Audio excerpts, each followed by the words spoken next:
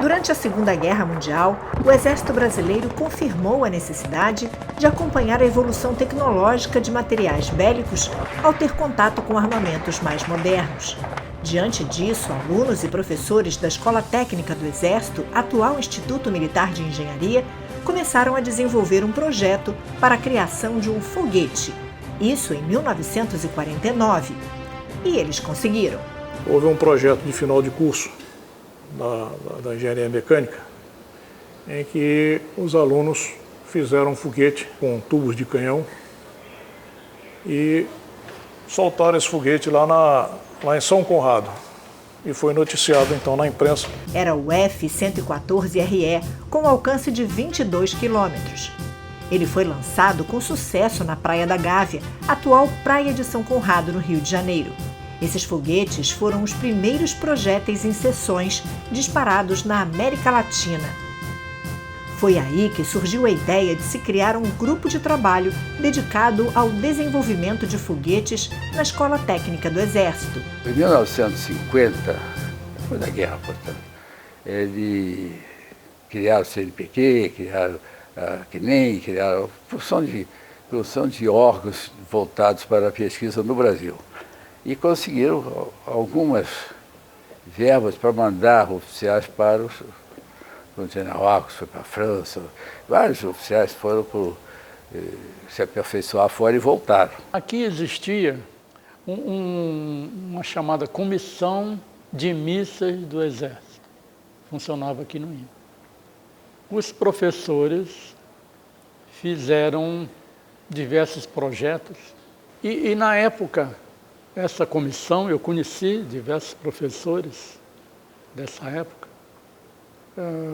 estavam estudando e desenvolvendo o propelente.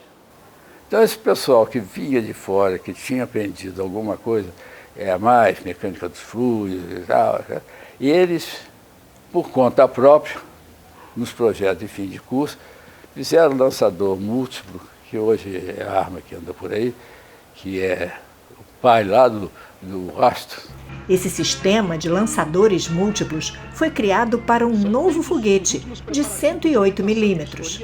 Era o F-108R, com uma versão para pequenos reboques e outra para viaturas. O lançamento foi em 1951, no Forte de Copacabana. A demonstração desta moderna arma de guerra, capaz de lançar com curtos intervalos vários velozes e mortíferos foguetes, revestiu-se de grande êxito. O evento fez parte das comemorações dos 159 anos da Escola Técnica do Exército e dos 21 anos de sua sede na Praia Vermelha. O então Major Lage, sob o comando do Coronel Armando de Boa Ferreira, comandante da Escola Técnica do Exército, fez a demonstração do que seria um marco para a história dos foguetes no Brasil. Isso aí é uma frase que eu escutei logo que cheguei lá. O Brasil passou em branco a era do canhão, mas não passará em branco a era do foguete. E eles não passaram em branco. A cada ano, professores e alunos se empenhavam nos estudos de foguetes. Tudo indicava que eles estavam testemunhando o início da era espacial brasileira. O Brasil prepara-se para enfrentar as incertezas do futuro. E um foguete projetado na Escola Técnica em 1958 ficou muito conhecido na época, até com maior repercussão do que o foguete lançado no Forte de Copacabana. Era um foguete de sondagem e medições atmosféricas para aplicação científica e civil.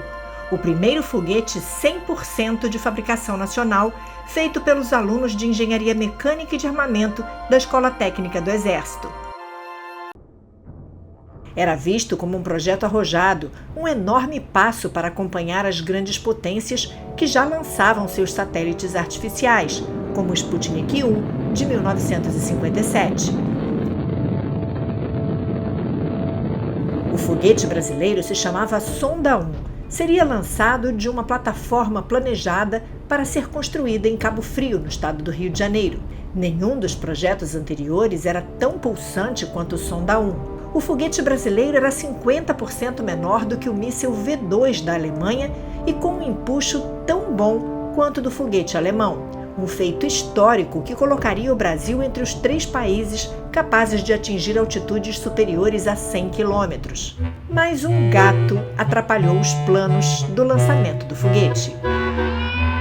E o foguete, esse já de 4 metros de altura, que levaria um gato, chamado gato Flamengo, uma cápsula que depois desceria, teria 2 horas de oxigênio, depois desceria com 2 paraquedas. O responsável pelo projeto era o Coronel Lage, mas o Coronel Lage concedeu algumas entrevistas e houve uma mobilização contra o lançamento do foguete com o gato Flamengo. A novidade do gato espacial brasileiro ganhou manchetes internacionais e mexeu com a criatividade do povo, que começou a chamar o projeto Sonda 1 de Projeto Félix. O nome foi possivelmente inspirado no gato Félix, famoso nos quadrinhos e que exatamente naquele ano estreava na TV.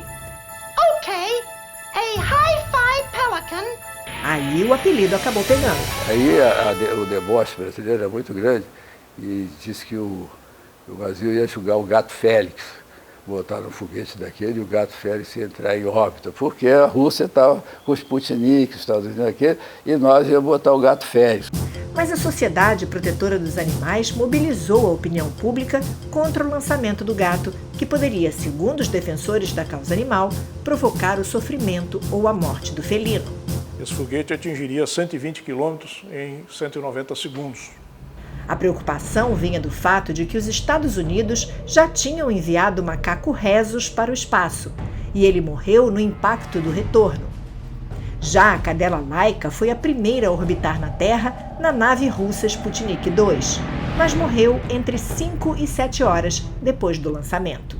O gato espacial brasileiro era de uma das filhas do Major Lage, o que supostamente poderia representar a confiança que todos tinham do lançamento seguro do animal.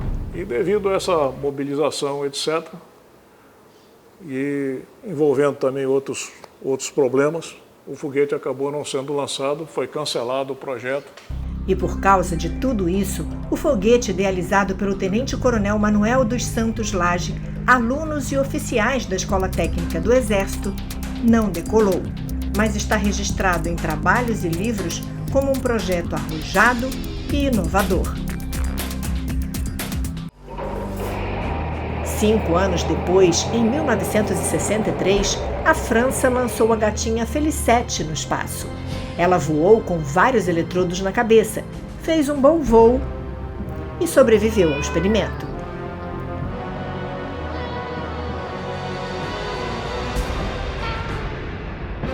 Mais de décadas depois, foi lançado um foguete com as mesmas características. Foi em 1967. O foguete era o Sonda 1, mesmo nome do foguete da Escola Técnica do Exército. O novo Sonda 1 foi realizado por um grupo de estudos que se transformaria no atual Instituto de Aeronáutica e Espaço, em São José dos Campos, São Paulo.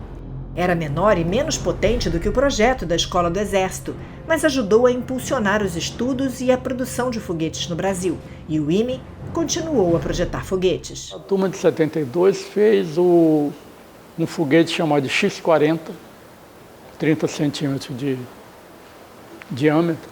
Foi fabricado o grão propelente em São José dos Campos, junto com a Vibraz e o ITA.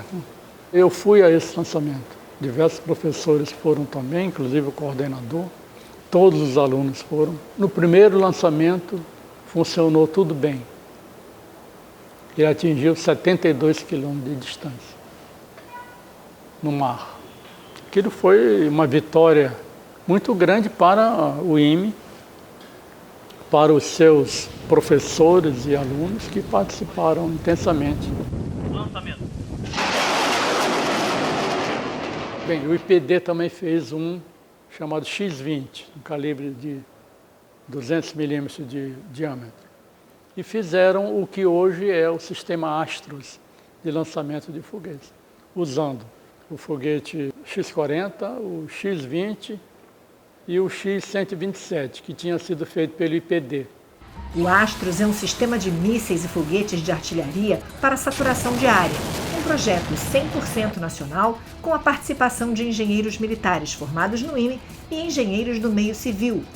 É desenvolvido em parceria com a Avibraz Aeroespacial e é um dos programas estratégicos do Exército. O Astros é considerado uma referência internacional em sua classe e atualmente é a arma dissuasória mais poderosa do Exército brasileiro. Dos 36 projetos desenvolvidos no IME de 1949 a 1972, apenas 3 não foram testados na prática. Graças a esses estudos anteriores a 1958 e em diante, nós temos hoje um sistema de lançamento de foguetes, um sistema de foguetes também, e em outros estágios de desenvolvimento. Inclusive, está em projeto um míssil de cruzeiro. Esse aí tem que ter um sistema de navegação próprio para atingir distâncias maiores, né?